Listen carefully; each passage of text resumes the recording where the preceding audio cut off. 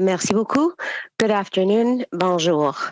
I join you from the traditional territory of the Mississaugas of the Credit First Nation, the Huron-Wendat, and the Haudenosaunee. Today and every day, we reaffirm our commitment towards meaningful reconciliation and respectful partnership with Indigenous peoples.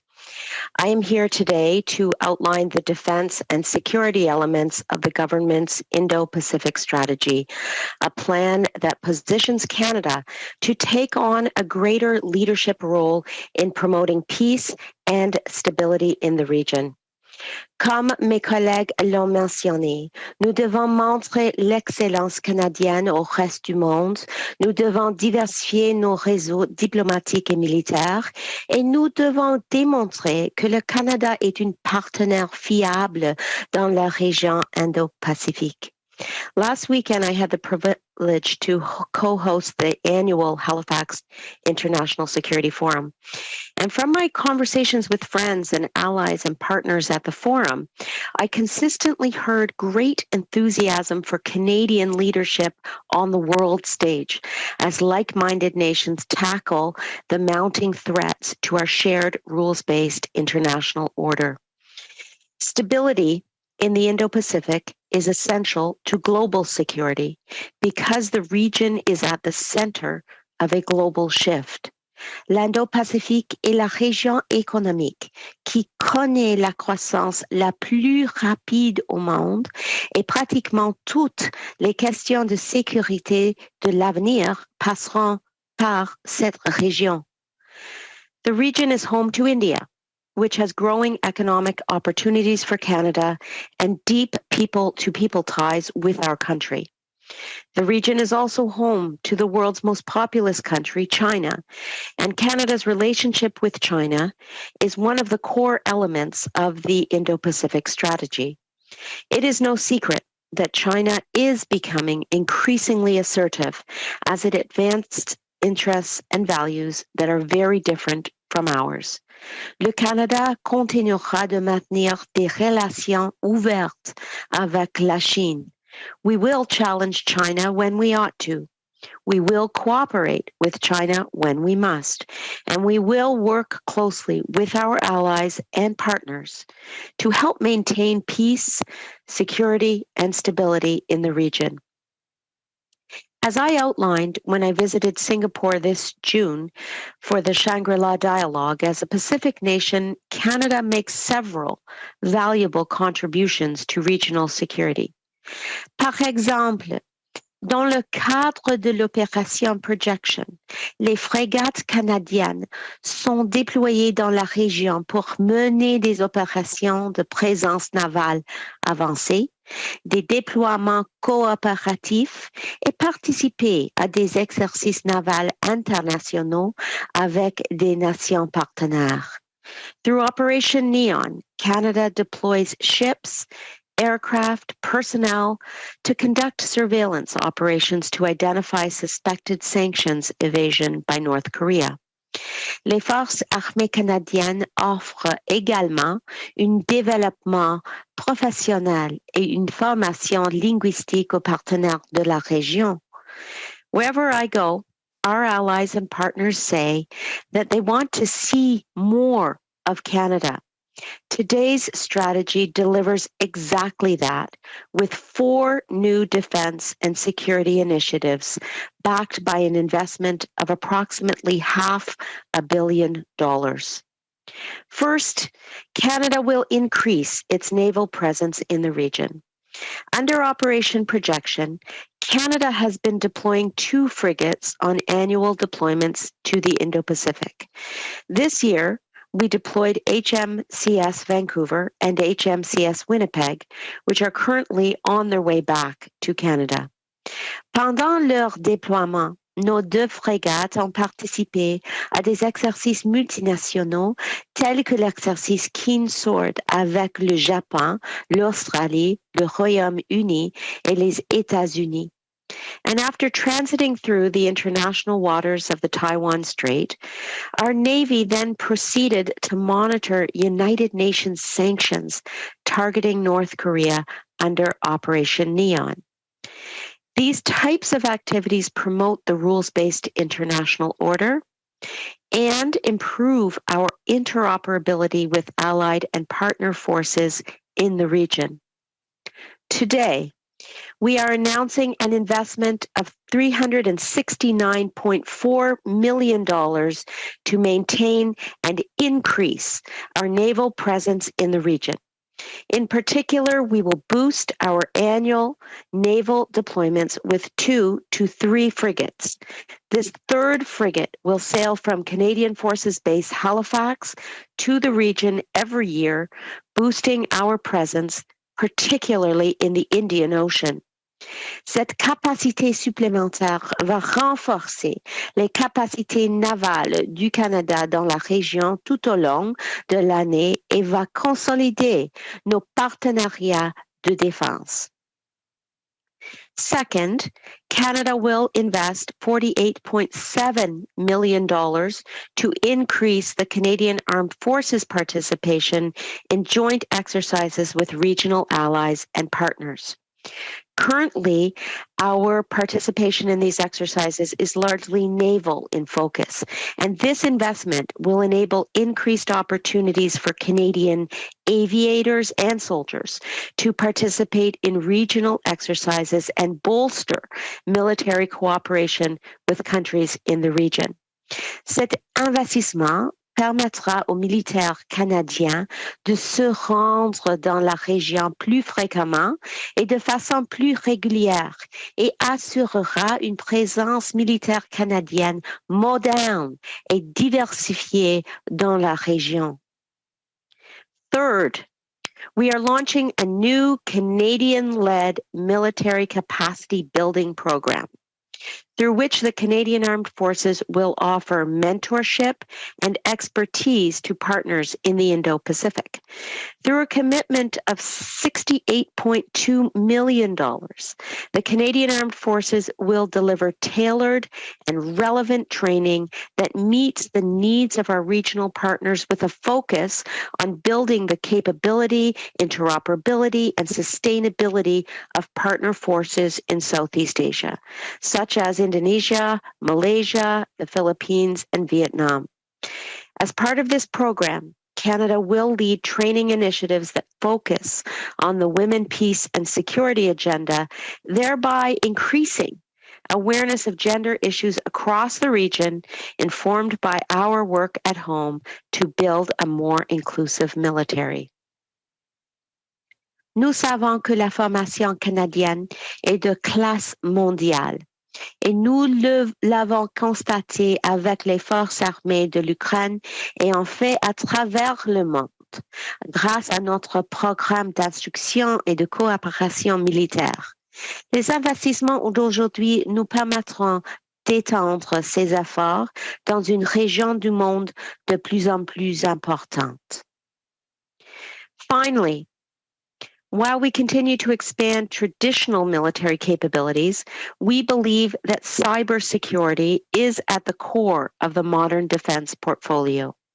Et le Canada possède une expertise de pointe en matière de cybersécurité que nous pouvons partager avec nos partenaires de la région.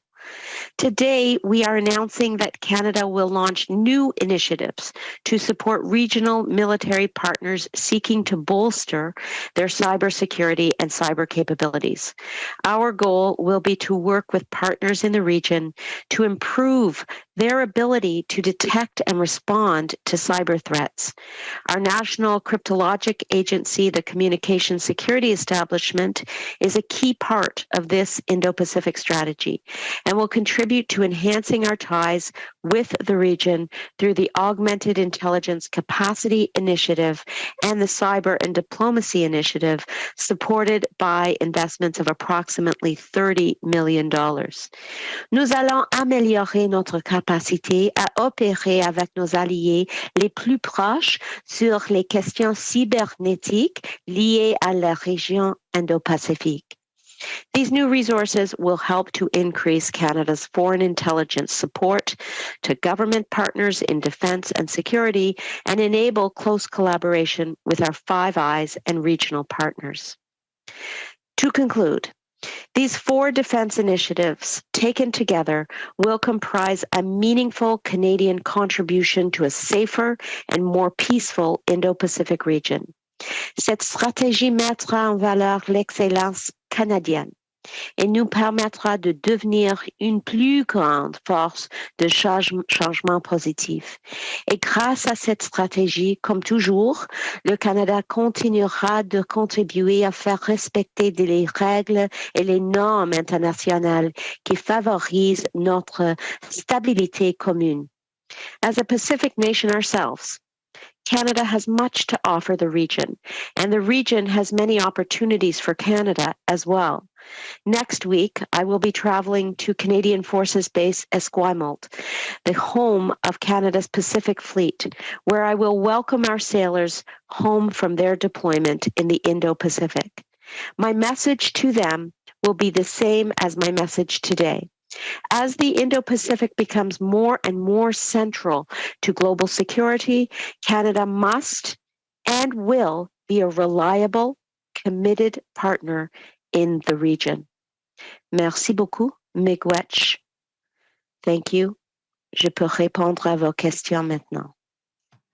Merci, Madame la ministre. On va maintenant passer aux questions. Encore une fois, je vous invite à lever votre main si vous avez une question pour la ministre. Donc, on va s'en tenir à une question et une question de suivi. Et on va commencer avec Dylan Robertson de la Canadian Press.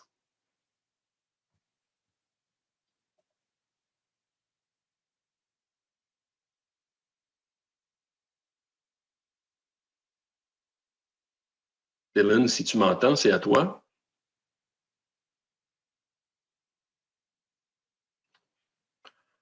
OK, on va revenir à Dylan un petit peu plus tard. Christian Paslang de CBC. Hi, Minister Anand. Your colleague, Minister Joly, this morning linked the Indo-Pacific strategy to security in the Arctic and Arctic sovereignty. Can you elaborate maybe a little bit about how additional resources in the Pacific contributes to Arctic sovereignty?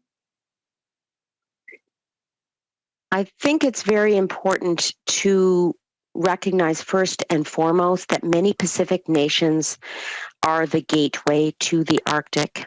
And in fact, we do see China declaring itself as a near Arctic state. It is important, therefore, to build even closer relationships with countries, allies like Japan and South Korea, for example. So increasing our presence in the Pacific actually helps security globally, including Arctic security. It goes hand in hand with our investments in NORAD modernization. Across the board, we are increasing defense spending, and globally, we will have an increased Canadian presence as a result. Can you comment on whether you think there might be any risk of blowback or escalation on China's side, given these increased investments from Canada?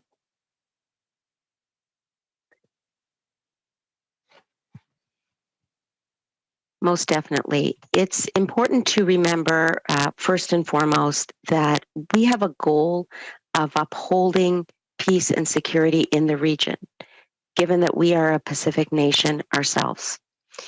Stability in the Indo-Pacific is essential to global security because the region is at the center of a global shift and it is growing economically.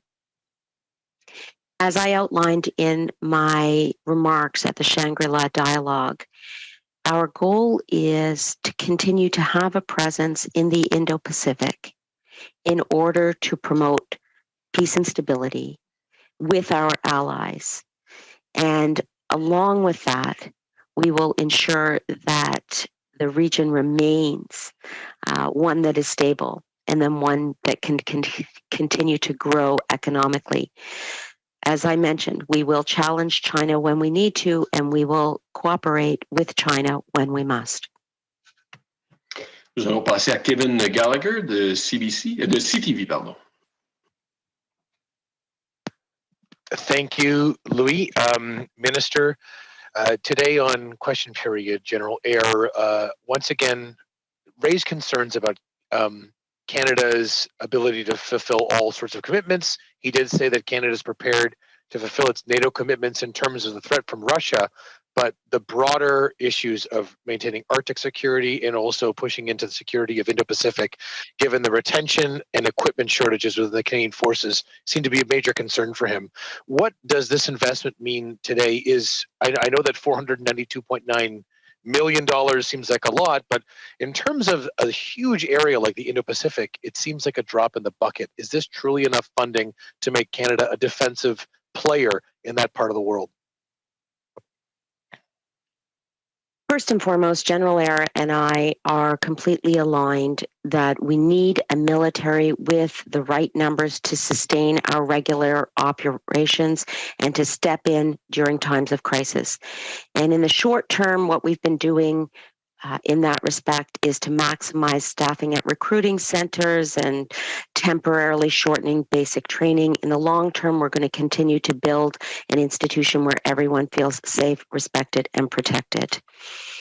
In terms of our global operations, we need to continue to ensure that we are responding to global threats as they arise with the resources that we have.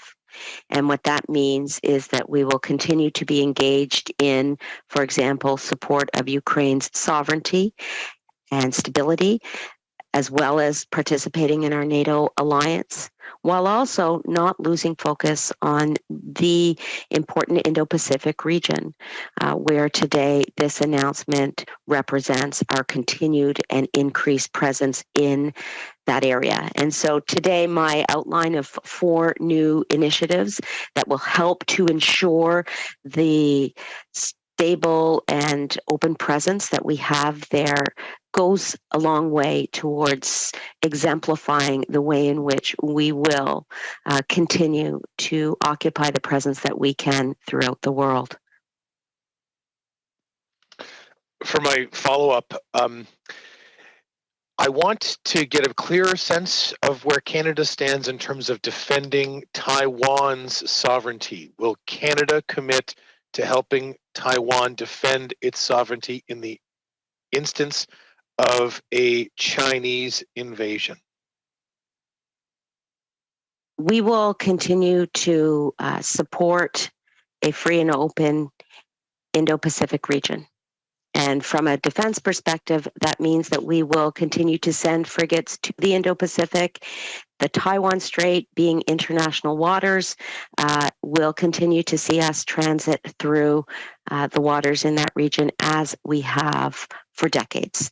In terms of Taiwan itself, we have strong and growing trade and people-to-people ties there, and we are going to continue to allow those ties to grow. I will say that we are concerned by increased level of Chinese military activities in the region, and we will continue to monitor those and, in fact, under Operation Neon, enforce general stability in that region. On va continuer avec, on va réessayer notre ami Dylan Robertson de la Canadian Press. Dylan, est-ce que ça fonctionne? I really hope so. Yes. Great. Thank you so much. I'm sorry for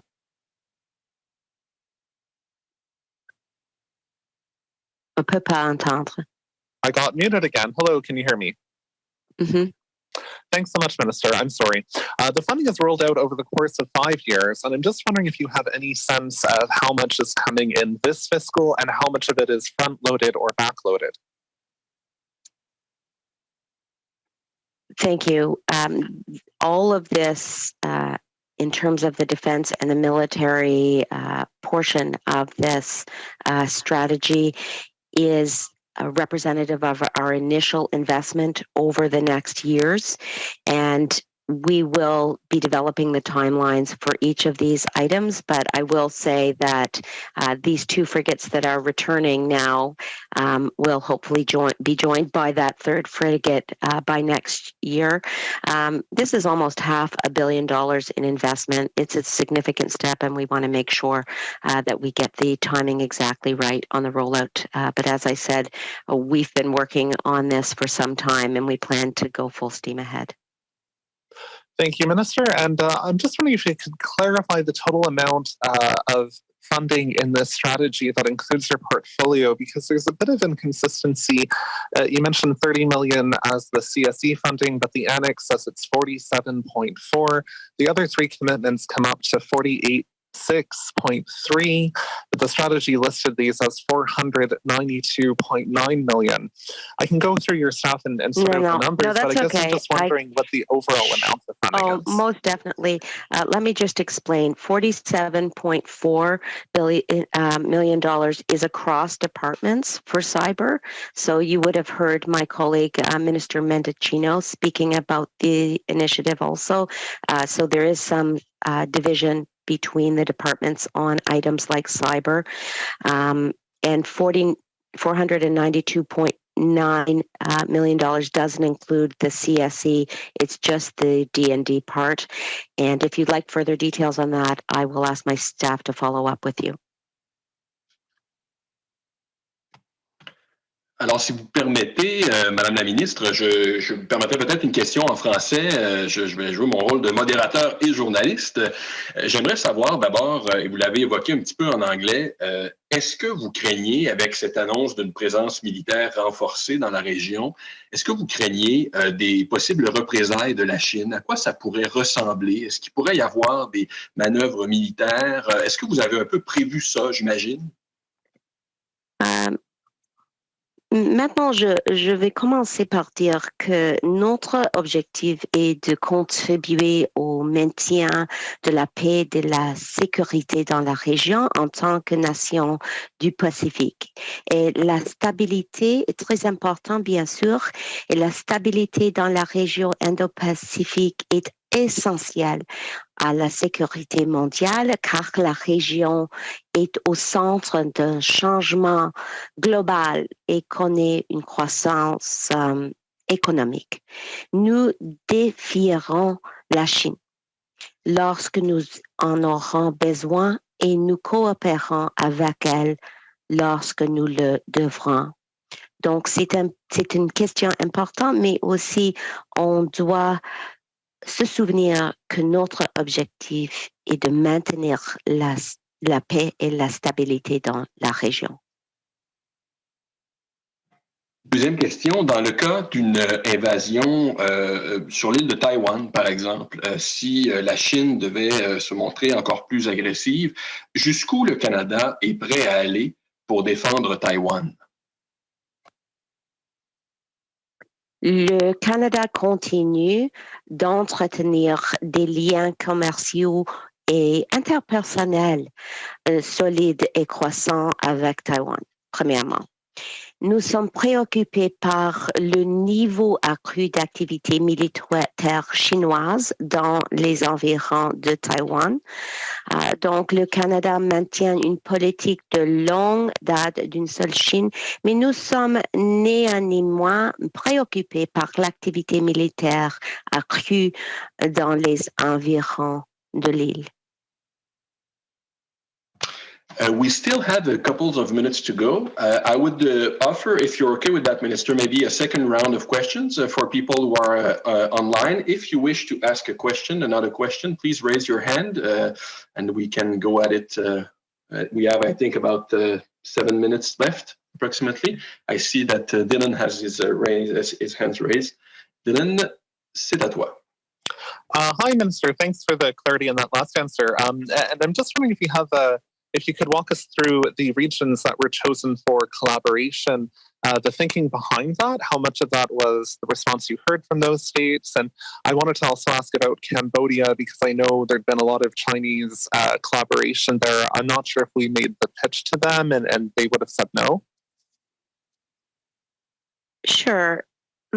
I will say that my colleague, Minister Joly, who is leading this initiative, and I have both been very much engaged in the Indo-Pacific with a variety of colleagues.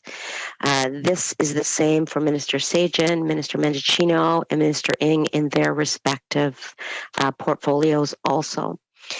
In terms of defense, one of the reasons why I wanted to make sure to go to the Shangri-La dialogue in June was to have broad-based bilateral discussions with our allies in the region, which I did. And we are going to continue to have discussions like that with partners in the coming months. In terms of the allies that we chose to work with here, we want to cast as wide a net as possible to make sure that we are able to cooperate militarily with these countries and also impart Canadian values that we are bringing to the table, such as we do in Women, Peace and Security. We definitely want to work with Indonesia, Malaysia, Philippines, Vietnam, and Singapore as partners, and that's why we highlighted them in this strategy, and will continue to undertake such work across the region, of course, as I mentioned in both English and French, to promote peace and stability, which is our main goal. Thank you. Alors voilà, on me dit que c'est tout le temps qu'on a pour la conférence de presse d'aujourd'hui. Madame Anand, merci beaucoup. Je tiens à remercier l'équipe de la Tribune qui était là aujourd'hui et les interprètes également. Merci beaucoup tout le monde. Merci beaucoup. Au revoir.